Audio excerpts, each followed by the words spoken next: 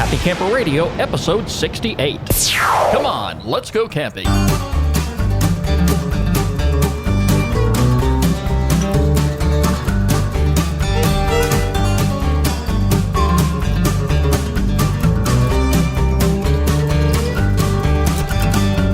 Hello, my friends, and welcome back once again to the Happy Camper Radio Show, the only place you need to be when you're ready to talk camping. Camping is what we're about. Camping is all we talk about. I am in the studio. Daniel is in the studio. Woo! And we are ready to rock and roll. No, we don't rock and roll. Are you ready to rock? If we rock and rolled, we would be playing rock and roll music as our bumper music. I'm trying to get you to the rock and roll side, but I want to visit the Rock and Roll Hall of Fame, and buddy, that's as far as I go. Yes. Oh, you went to Ohio? Oh. I've never been to Ohio. I've been to Ohio a number of times. I've never been. It used to be a neighboring state for me. Oh, yeah. But that was many, many years ago. Not going back there. But, you know, I'll tell you what, that brings up an interesting point. And I know we've never discussed this before. Oh, boy. What is your favorite time of the year to camp? Now, is it going to be spring, summer, fall, or winter? I think it depends on where I'm going. If it's the mountains, fall. If it's the beach, depending on what beach it is, fall. Like if I'm going to like Miami or something, fall, because no one's there and I can still swim. So probably fall. I can't help but to bring this up, and I'll tell you why. Okay. It's because all summer long, I have been telling our listeners, this is perfect camping weather. This is the time of the year to go camping. And that may be true for a number of people. Mm-hmm. But for me personally, I've got to admit that the fall season is ideally the prime camping season for me. I'd say I'll early tell you spring, too. why. I'll tell you why that is. When you mentioned Pennsylvania, we have some brutal winters up there. Okay. And so, you know, the fall it gets really cold, and the winter is just absolutely brutal. So I miss those temperatures, and living here in the South for almost 30 years now, yes, I do miss the cold temperatures. So when the fall comes about, I really like to go camping, and I'll tell you why. Because when you get outside of your tent and you are sitting by the fire in the evening time, let's face facts, that is the best opportunity to relax in front of your fire and have good conversation with fellow friends and fellow campers who may come to visit your site. But the weather is not that bad. The temperatures are not too cold. If you require putting on a sweater or maybe a sweatshirt or something like that, then the temperatures are perfect. The warmth of the fire makes up for everything else. And like having a fire in the summertime is kind of dumb if you really think about it, because it's already hot. It accents the campsite, and that's about it as far as I see. Now, other people may disagree. And speaking of campfires, Daniel, I think we are overdue to go ahead and light our fire. Here, you take the honors this week. How you work this thing? Ooh, ouch. Ooh, one should not play with matches. Take it from an expert. But anyway, we're glad to have our listeners along with us. It's episode 68, and our phone number here is 404-537-CAMP. You can like us on Facebook, follow us on Twitter at Camp Talker, and add us to your circles on Google+. Of course, you can access any one of our social media sites, and they're very easy to find. Just go to our homepage, which is www.happycamperradio.com. You'll see them right there on the homepage. Before we got the show underway today, Daniel, before you came over here to make yourself comfortable and raid my refrigerator, and I heard you. Oh, man, you heard that? I did, yes, I did. But anyway, I'll set that aside for today. I did take the opportunity to make a post on Facebook for our listeners, because a lot of folks are kind of intrigued as to what goes on behind the scenes here in the studio. We can't talk about that. That's a secret. Well, no, we are talking about it, and I went ahead and I snapped a photograph of the console so folks could see exactly what I'm looking at and what I am doing as I'm sitting here behind the microphone. And I did an explanation of what's on the monitors and, why we are doing certain things. And you can check that out right now by going to facebook.com/Happy Camper Radio. And if you haven't already liked us on Facebook, this would be an excellent opportunity to do so.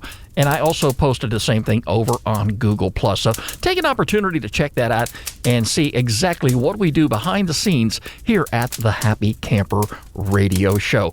In fact, one of the features that I put out there, Daniel, is any opportunity you can to make a wisecrack. You just never know what's going to be on the main screen. Exactly. So you open up your mouth and you may get something like this. Wow. Yeah, that happens every now and then when you open your mouth. But that's just. So anyway, yeah, that's what's on the big screen in front of me, and that's what some of our listeners can take a look at when they visit Facebook or the Google Plus page. Hey, we've got some great shout-outs for our listeners today, and especially to some of our newcomers. And we're going to go ahead and take this opportunity to welcome them to the show now. Well, first of all, we have Chase Quinn of Glasgow, New York. He likes us on Facebook. To Brian Temple in Huntsville, Alabama. Rocket Town. He's following us on Twitter. To Steve Dunsford of Whitney, Canada. Dennis and Liz, the two Florida nomads. And also to Dennis Owaleta. They all added us to circles this past week on Google+. Thank you all so very much for taking a part of the Happy Camper Radio Show and joining our great family of listeners. Our friend Gary, Daniel, he crossed the 1,000-mile mark. 1,000 miles. That's crazy. Incredible. That's crazy. I can barely hike up here to the mailbox to get my mail, and this guy, that's true. He is really going to town. And of course, Gary has done this for quite a very long time now. He's an avid camper. He's an avid hiker, and he has experience in this. So we all knew that before he started his hike up the Appalachian Trail from Georgia. And he is still in Virginia at this time. In fact, he's been there forever. Yes, and if you haven't already followed Gary's journey, feel free to log on to our homepage, happycamperradio.com, and click on Where's the Next Shelter. You'll see Gary's picture there on the homepage. And take a look at some of the photographs that Gary is sharing with us. I'm sure he has tons of photographs he's taken that we haven't even been privileged enough to take a look at. Right. But I'm really looking forward to his book when he gets it published. Oh, yeah. I got a reserved copy. Hey, me too. All right. There you go. And hopefully when this is all over, and Gary, first of all, take some time to get some rest. And most importantly, take some time to spend with his wife, because I'm sure she's missing him something awful right now. But once he gets settled and gets back home, he's not too far away from us. Yeah. We're definitely going to go over and interview him. We're going to take some time to, hear about his story and his journey. And speaking of Gary, he reached out to us this past week. He called the show. Woo. So let's hear what Gary had to say. Hi, Skip. Hi, Daniel. And hello, all you happy campers. This is Gary the Green Giant calling from the Appalachian Trail once again. This week I've got a question for you, Skip. This one's a bit of a stinker. Maybe you and Daniel can discuss this a little bit on the show, but I'm curious to know. I know you love camping, Skip. Nobody starts a camping-focused podcast if they don't love camping. But do you love it so much that if you could go camping every day, would you do it? I would. In fact, I am. 69 days I've been doing it. Left my house on May the 10th with a backpack and a tent and a few other supplies, and pretty much the whole time I've been walking north and camping the whole way. There's been a couple of days where I've had to stay in a hotel and do laundry, take a shower, some of those things that are essential to one's survival. But pretty much for the last 2.5 months I've been camping every day and loving every minute of it. A little update on my progress. Right now I am in Harper's Ferry, West Virginia, 1,019 miles into my 2,100-mile journey. Harper's Ferry marks my exit from the Shenandoah National Park, and boy, that has been a treat. Every style of camping you could possibly imagine walking through that place. About 100 miles, not just primitive backpacker sites, but plenty of tent sites, car camping, RV camping, and even lodges and cabins if that's what you're into. So if you or any of your listeners are on the eastern coast of the United States, or in fact, if you're on the planet Earth and you have access to modern travel conveniences, get yourself to the Shenandoah National Park. You will not regret it. That's all I've got for this week. I hope you guys are having a good summer and getting lots of camping in. This is Gary the Green Giant signing out, wishing you guys happy trails and happy camping. Bye for now. Wow, Daniel, he sounds good. Yeah. He sounds good for the amount of time and the amount of miles that he's put in. West Virginia he is in. Yeah. I think I said Virginia. Oh, well, same thing. Same thing, yeah. But it's a long ways away. I was up especially if you're on foot. I was up in the Shenandoah Valley a couple years ago when I think it was last year when we went up to Virginia. There's a bunch of caverns they have over there, and he's right. That place is awesome. That place is beautiful. It's really a sight to see. You can't just look at pictures and get the whole scope until you've actually been there. And unlike you, Daniel, I will forgive him for checking into a hotel for what he has been through on the road. Yes, or should I say on the trail? I think that would be a more appropriate term to use. But Gary, you put a very interesting question on the table. In fact, it is so interesting. That is what our topic of discussion is going to be here today on the Happy Camper Radio Show. Gary's question specifically was, if you could camp 365 days a year, if you could live life on the road at a public or private campground or wherever you want to pitch your tent or set up your RV, could you do it? For myself personally, and I'll get to Daniel's comment here in just a moment, that yes, I could. In fact, the only thing that is stopping me from doing just that right now is the fact that we are a multi-pet household. And if you're a pet lover like myself, you know your pets are an extension of your family. They are your family. If you had a small dog maybe, and you wanted to take your puppy dog out on the trail and live life out there, you probably could get away with doing that very comfortably. I know some over-the-road truckers. I don't know them personally, but I've met some that have a dog as their companion. Right. And the dog rides with them, and the dog eats dinner with them. On the other hand, if you have a household like mine where you have not only a dog, but multiple cats, that's not going to work. Yeah, cats don't work so well with camping. No, and, they need their environment, and especially if they're indoor cats, like most cats should be, living indoors. They have a comfort zone. They do, and they probably wouldn't feel too comfortable moving from place to place. If it weren't for my pets, I probably could, on my early retirement money, just basically sell the house, sell everything I own, and, keep a few little trinkets here and there, to take out with me, but I could probably survive and do so comfortably. That's the only thing that's stopping me.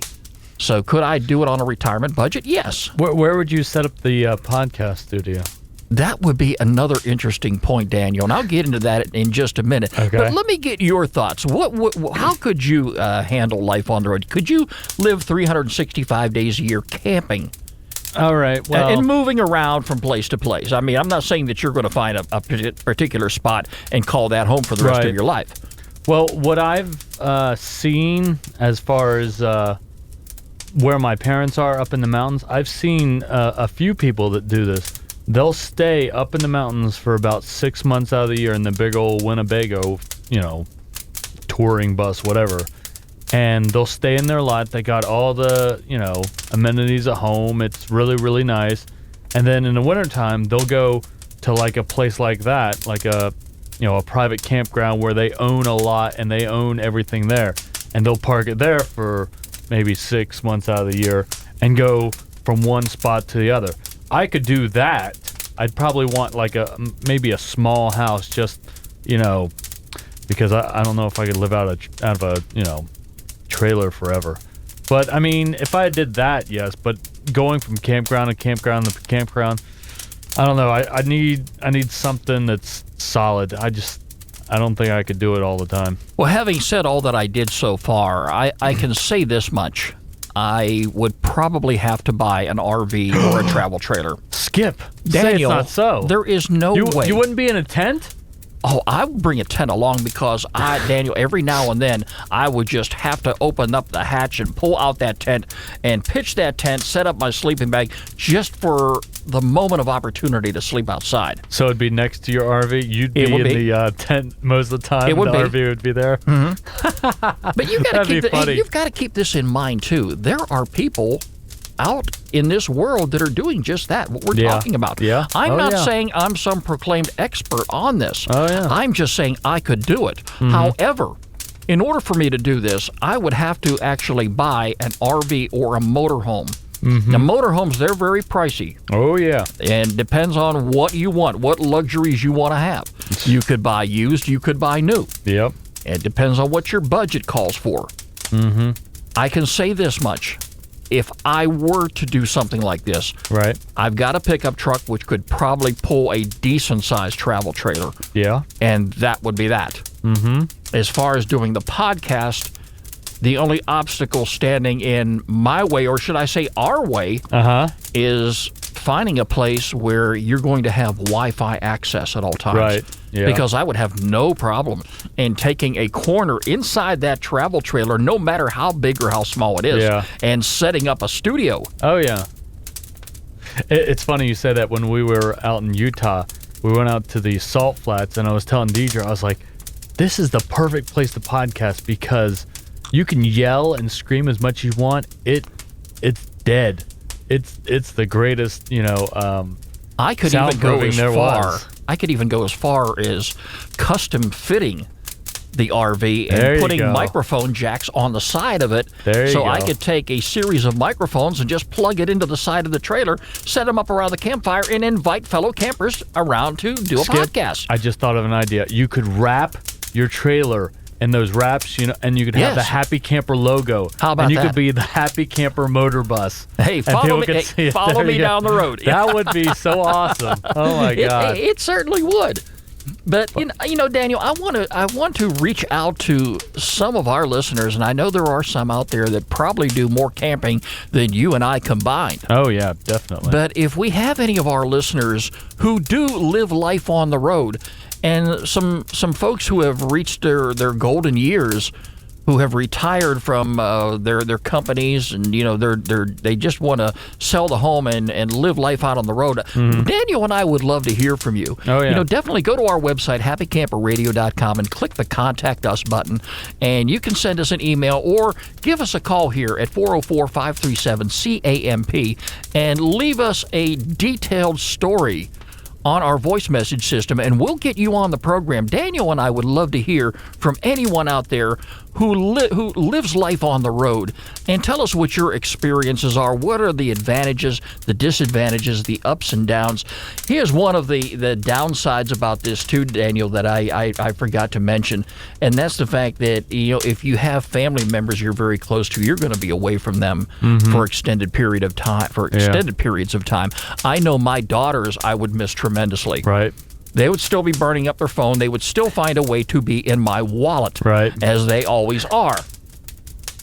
I got a question. Mm-hmm. So how would you get your mail? Have you thought about that? There is. I did a little bit of research on this, and it's been some time ago. I should be better prepared, but we decided this is at the very last minute. I think there is a service. If I remember correctly, and I'm searching my mind, keep in mind I'm getting old, Daniel, so I don't have it all together. I think it's in the state of South Dakota, is it? There is a service out there where people, if they want to camp on the road, live their life on the road, they actually do have a mail service that wherever you are, you just let them know, and they will take all your mail that has been coming in. They will box it up over like a 2-week period and just mail it out to you. Mm-hmm. Mail it to the campground, and and you've got your mail. Mm-hmm. Well, but really, who needs mail today when you've got email? Yeah, there you go. Anyway, so when I was doing some research on the subject, I noticed that most people, they have a home of record, an address for your driver's license and stuff like that. Mm-hmm. And a lot of the places that people, claim as their home base are places that don't do state income tax. Like Texas. Wouldn't it be nice if every state had that, including the one we live in? Yeah, like Texas, Alaska, Listen up, lawmakers. Florida. Nevada, and other popular states. So, but and Oregon is also a state because it doesn't have sales tax. And I didn't even know that, so that was pretty cool. And I don't know, there's a lot to consider if you think about it. I mean, like, you got to think about like health insurance. I mean, like if you're like I know out on the West Coast, Kaiser Permanente is pretty popular and it's everywhere. But over here, I mean, it's spotty. On the other hand, Daniel, if you're semi-retired like I am, and I use that phrase very carefully because here I am still working, but I am semi-retired from law enforcement. I did carry my retirees health plan, so I've got health insurance for life, and it can follow me anywhere I go. In an emergency situation. But there are a lot of good benefits. Here's one of the things you're going to have to do. If you're living life on the road, you're going to constantly have to plan ahead. And think about where your next destination is going to be. This is very inexpensive from all the research that I have done on it. If you want to take your life out on the road and go from place to place, you can volunteer to be a campground host for like awesome. 3 months at a time. I would love that. Yes, and and then put your name on the list, and you have a discount rate. I'm sure you have to pay something. I don't think everything is for free, but you're not going to be paying full rate like everybody else is. And you're going to be living a camping life. You're going to be meeting new friends, and Daniel, you just hit the nail on the head right here. The tax advantages. Imagine if you no longer own a home. Yep. Now hey, this is another thing that may stop me from doing just that if I had the opportunity. It's always nice to have a home to come to where you can rest for the night. You can close your door. You can be by yourself. You have a place to park your coat and your hat. But without that, you have no local taxes. You have no property taxes. You have no school taxes. All that money that you are throwing away every single year is going to be money in your pocket. Yep. So, you can't beat it. Yeah, but you sacrifice a lot. I mean, you gotta cut down a lot. I mean, you've got to cut down, and you can't bring that 3-piece couch. You can't. I mean, you can't really shop anymore. I mean, you got to shop just enough. I mean, you shop for food and stuff, but like, I want to get a new pair of jeans. I want to get, and over time, people, pile up clothes, and you got to have a certain amount, or you'll bust at the seams. Or wear clothes like you have with the holes in them. Exactly. Actually, you know what I've seen? I've seen this. This is what I've seen. I've seen one of those big old Winnebago trailers. They're towing a big old trailer behind it, and then they'll have like their husband or wife behind them driving like a Nissan Versa or like a little tiny compact car to get around town. Yeah. So, I mean, some people, they really do it upright sometimes. Yeah, they certainly do. But, another thing, too, that, you're like I said, you have to plan ahead, and all your business transactions that you will be doing, of course, are going to be online. That includes, your banking, your savings. There's going to be other expenses you're going to have to consider, too. When you're moving from place to place, you've got travel expenses, you've got gasoline, like you mentioned, food and clothing. And let's not forget, if you have an RV or a motorhome, and I cannot foresee living Life 365 in a tent. It's not going to happen. Even though as exciting as it may sound at the moment, but you're still going to have routine maintenance on your vehicle. I mean, not only on your recreational vehicle, but on the vehicle that you're pulling it with, if it's a pickup truck, Or if, you have like those big old Winnebagos and it's going to need a few days in the shop, you're probably just going to have to stay in a hotel for a couple days because your house is in the shop. I mean, it's possible, but, I mean, like you said before, you're saving all this money on taxes, so I would just, keep a lot of money aside and, plan for anything that could pop up. I don't really think this episode or your and I conversation on the matter here today is going to change anybody's mind, and you're going to have people running out and selling off everything they own to start doing year-round camping. But, we're probably going to have people thinking about it for a little bit, and, all you have to do is go online and do a little bit of research and, and see what some people have done, take a look at some tips and some ideas out there. And, and like it says, if any of our listeners out there who happen to be camping year-round, we would love to hear from you. Daniel and I, again, email us, drop us a phone call. We'd love to hear from you, and we will definitely get you on the show. There you go. It's time now, Daniel, for our featured campground of the week here on the Happy Camper Radio Show.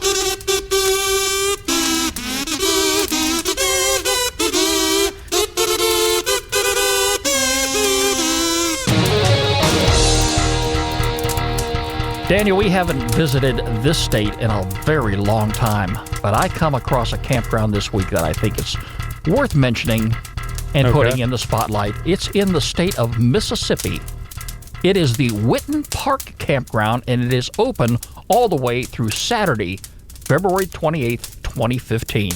We talked about camping in the fall, camping in the winter. Here you go. I don't know about winter.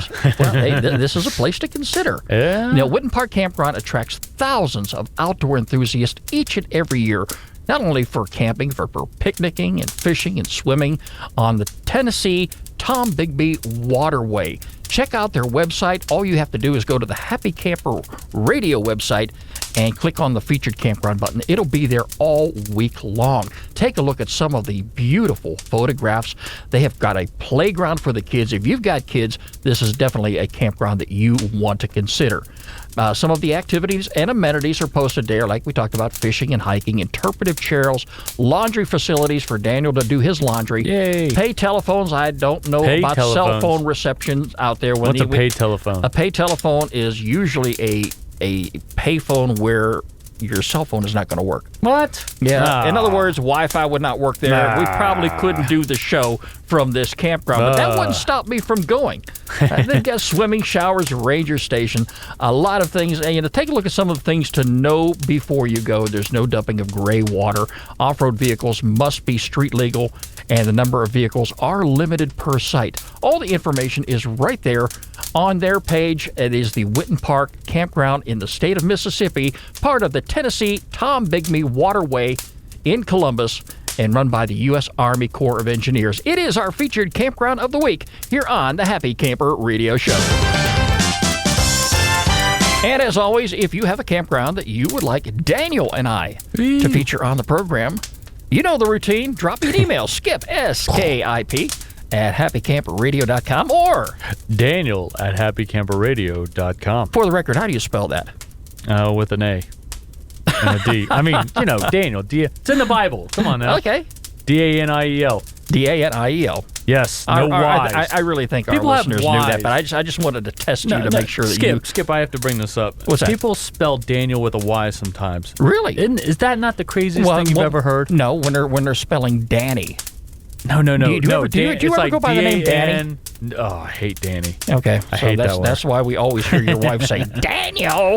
Exactly. Most people call me Dan, and I'm like, whatever. Hey, that's what Must you be go an by. old thing. They always shorten it. They always score. Like you. Like your name is Clarence, and you go by Skip. You had to throw that out there, didn't Clarence, like the angel in what is it called? That Jimmy Stewart movie. Come on, Skip, you know that. It's a Wonderful Life. I'm not thinking very well today, Daniel. So don't even go there with that. Hey, so everybody, whenever you hear a bell rings, Skip wants to go camping. So just remember that. Well, start ringing your bell because I am ready to begin loading up the truck right now. But anyway, folks, hey, listen, it was great having you along here on the show today, and definitely stay in touch with us. It's been a great episode, and we've got another one lined up for you all next week. Don't forget, you can catch us online anytime at www.happycamperradio.com. Like us on Facebook, follow us on Twitter at Camp Talker, and add us to your circles on Google+. Daniel, does it get any more fun than this? No. Unless we're camping and doing this. Hey, if I wasn't camping. I like that Stone Mountain episode because we were camping and podcasting, and that's my two favorite things to do. So we're gonna have to do it again soon. Oh, I can't wait. We got to make up for that rain out. We need to do that. We need to figure out to do that again. Yeah, and I think we'll do that very soon. I know Betty Crocker down in the kitchen has some ideas in mind as far as keeping us fed, and and her friend Pancake Mel. We're gonna get her over to cook breakfast for us.